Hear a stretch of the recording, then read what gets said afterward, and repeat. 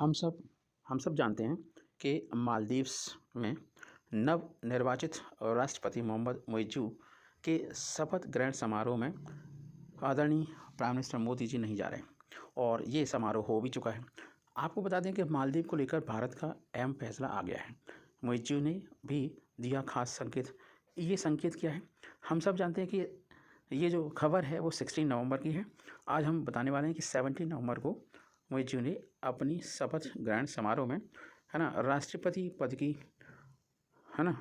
शपथ ले चुके हैं। अब इस समारोह में भारत का प्रतिनिधित्व विज्ञानी मंत्री किरण रिजिजू ने किया। हिंदुस्तान टाइम्स अपनी एक रिपोर्ट में लिख रहा है कि चीन के समर्थक माने जाने वाले मोहम्मद मुइज़्ज़ू के शपथ ग्रहण समारोह में भारतीय पीएम का न होना मालदीव के साथ रिश्तों को निचले स्तर पर ले जाने का संकेत है। भारतीय विदेश मंत्रालय ने बुधवार को कहा कि मुइज़्ज़ू के शपथ ग्रहण समारोह के लिए रिजिजू 16 से 18 नवंबर तक मालदीव का दौरा करेंगे और 17 नवंबर को शपथ ग्रहण समारोह समाप्त हो जाएगा, जैसा कि आज हो चुका है। अखबार के अनुसार विदेश मंत्रालय मालदीव को हिंद महासागर में भारत का अहम सहयोगी बताता है और मानता है कि इलाके में सभी की सुरक्षा और विकास के लिए देश के विजन और देश की नेबरहुड फर्स्ट की नीति के तहत मालदीव की खास जगह है। विदेश मंत्रालय के अनुसार मंत्रालय की तरफ से शपथ ग्रहण समारोह में उच्च स्तरीय प्रतिनिधिमंडल का शामिल होना दोनों मुल्कों के बीच सहयोग और आम लोगों के बीच रिश्तों को और मजबूत होने की भारत की प्रतिबद्धता को दिखाता है। ये प्रतिबद्धता क्या है? क्योंकि भारत हमेशा सहयोगी रहा है।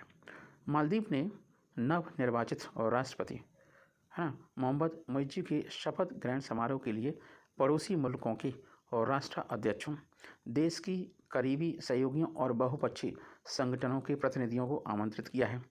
माना जा रहा है कि मुइज़्ज़ू जिस गठबंधन के नेता के तौर पर चुने गए हैं उसकी विचारधारा चीन के करीब है। किरण रिजिजू भारत की पूर्वोत्तर राज्य अरुणाचल प्रदेश से हैं, जिसकी सीमा चीन से सटती है और चीन अरुणाचल प्रदेश पर अपना दावा करता है। किसी द्विपक्षीय और बहुपक्षीय बैठक में अरुणाचल प्रदेश के अधिकारियों या नेताओं के शामिल होना चीन को बहुत परेशान करता है। इससे पहले कि समारोह में मोदी गए हुए थे। मालदीव में सितंबर में राष्ट्रपति चुनाव में मुइज़्ज़ू ने और राष्ट्रपति इब्राहिम मोहम्मद सोलेह को हराया था।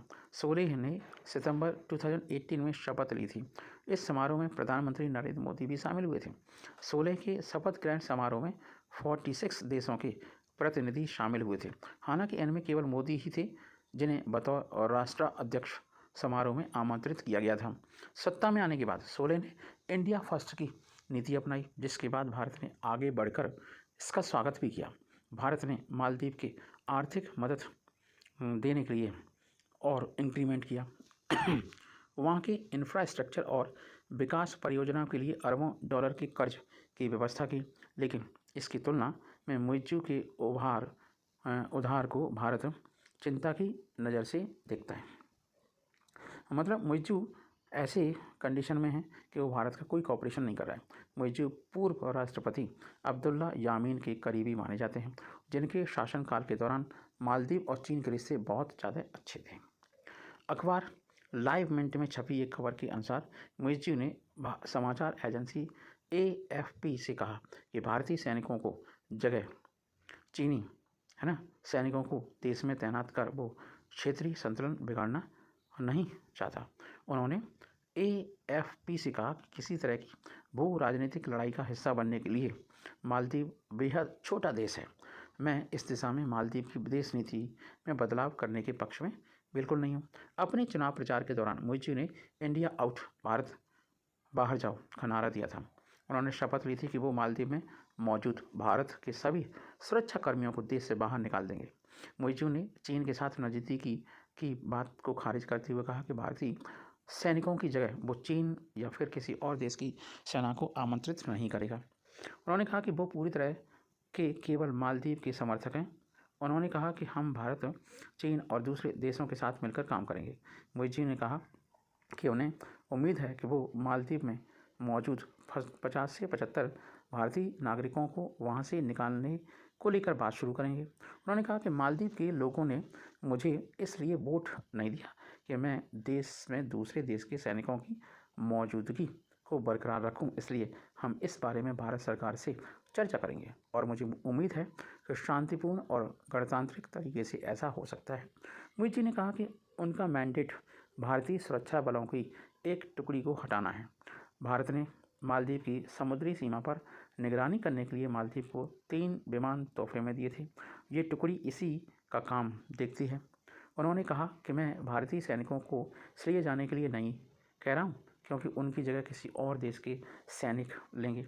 ये ज़रूरी है कि मालदीव अपने हितों को आगे रखे। हम सभी देशों के साथ अच्छे और दोस्ताना संबंध चाहते हैं। जय हिंद।